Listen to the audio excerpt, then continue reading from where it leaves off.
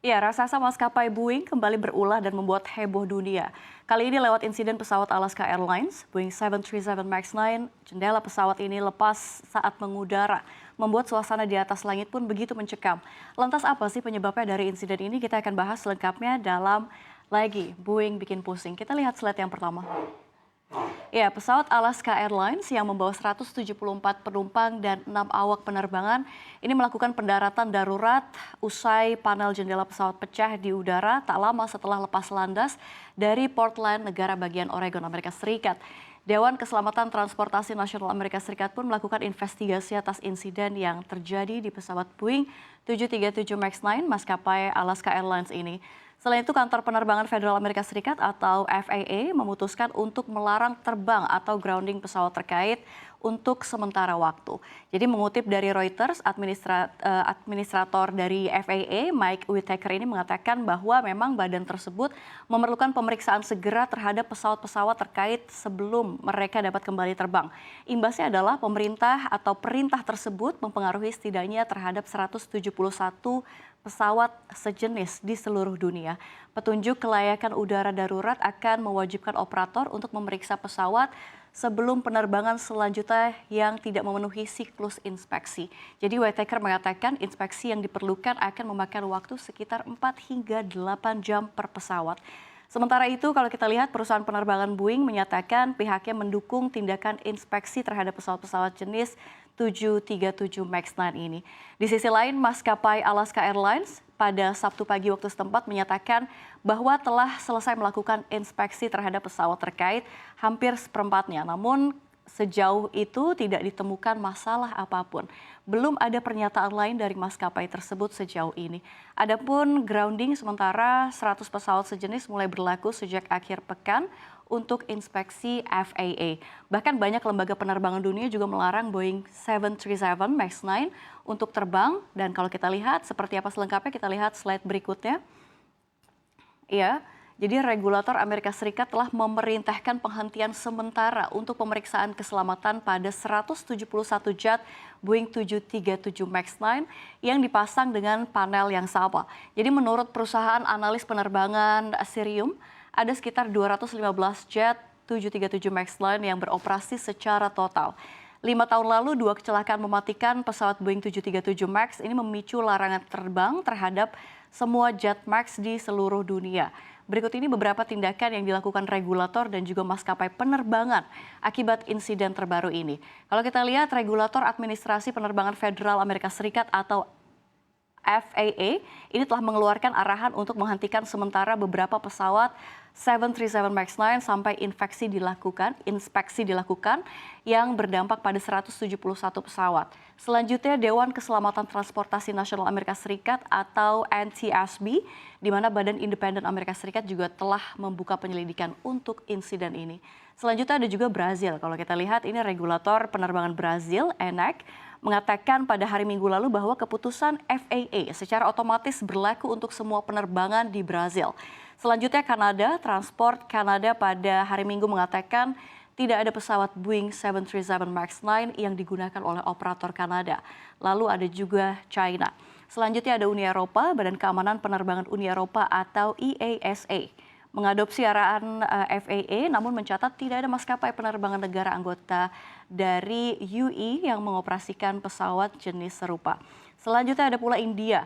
Direktorat Jenderal Penerbangan Sipil India atau DGCA mengatakan pada hari Senin lalu memang bahwa inspeksi yang dilakukan terhadap pesawat Boeing 737 MAX 9 telah dilakukan dengan baik dan tak satu pun maskapai penerbangan di negara itu menerbangkan model 737 MAX 9 ini. Dan ternyata Indonesia juga melakukan hal serupa. Kita bahas dalam slide berikutnya, kita lihat bagian di Indonesia. Ya, jadi ada Direktorat Jenderal Perhubungan Udara Kementerian Perhubungan ini memutuskan untuk memberhentikan pengoperasian sementara atau temporary grounded pesawat Boeing 737 MAX 9 sejak 6 Januari 2024. Hal ini menindaklanjuti keputusan dari FAA Amerika Serikat yang melarang ratusan pesawat Boeing 737 MAX 9 untuk terbang. Jadi kalau kata Direktur Jenderal Perhubungan Udara Kemenhub, M. Christie mengatakan nih bahwa memang maskapai dalam negeri yang menggunakan jenis pesawat itu adalah Lion Air yang mempunyai 3 unit. Namun pesawat Boeing 737 MAX 9 yang dioperasikan Lion Air tidak termasuk jenis pesawat Boeing 737 MAX 9 yang dilarang FAA dalam Continue Airworthiness Notification to International Community. Dan juga kalau kita lihat Emergency Airworthiness Directive yang berisi penghentian seluruh operasional pesawat Boeing 737 MAX 9 yang memiliki mid-exit door plug per 6 Januari 2024 untuk dilakukan pemeriksaan lanjutan.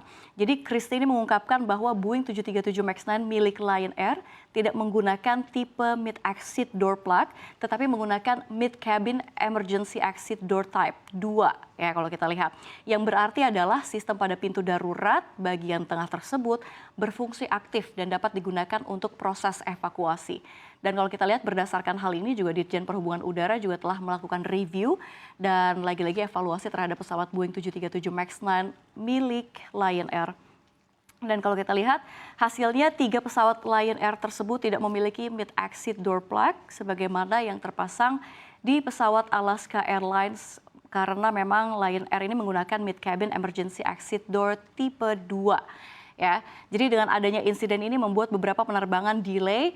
Tapi kalau kita bahas lengkapnya seperti apa, kalau kita lihat di slide berikutnya ada dampak dari delay penerbangan. Jadi menurut Fly Highware hingga Sabtu malam kemarin, Alaska Airlines membatalkan sekitar 141 penerbangan atau 18% dari jadwal penerbangan.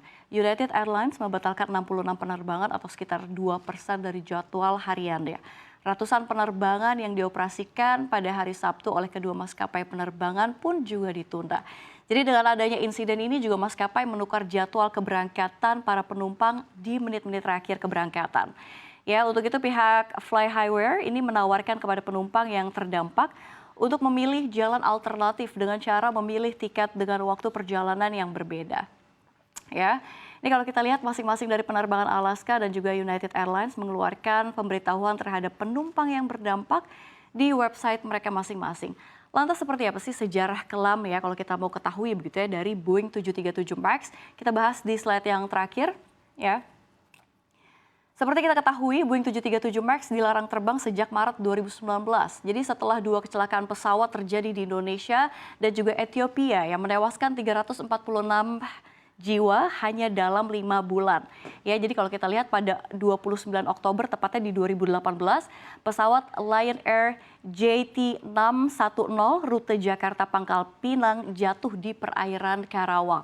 Ya, sebanyak 189 orang yang terdiri dari 179 penumpang dewasa ini dan juga 1 penumpang anak, 2 bayi, 2 pilot, 5 kru dinyatakan meninggal dunia. Sehari sebelum kecelakaan naas itu terjadi, sistem operasi pesawat tersebut bermasalah.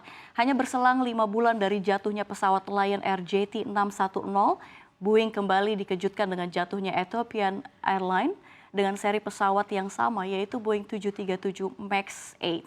Pesawat Boeing 737 MAX 8 milik Ethiopian Airlines jatuh pada 10 Maret 2019 dan menewaskan 157 orang penumpang.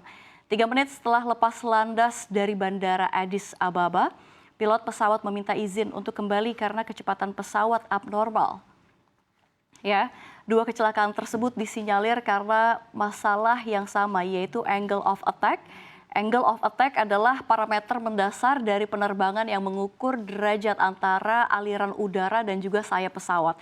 Jadi jika terlalu tinggi maka dapat membuat pesawat mengalami kegagalan aerodinamis. Ya, nah tentu pemirsa kita harapkan insiden seperti ini tidak akan terjadi lagi begitu ya. Kita juga berharap moda transportasi udara kita semakin baik dan tidak terjadi hal-hal yang tidak kita inginkan. Semoga ini menjadi kasus-kasus kecelakaan seperti ini juga menjadi pembelajaran bagi industri penerbangan dalam negeri untuk terus mengutamakan standar keselamatan dan juga kenyamanan bagi penumpang.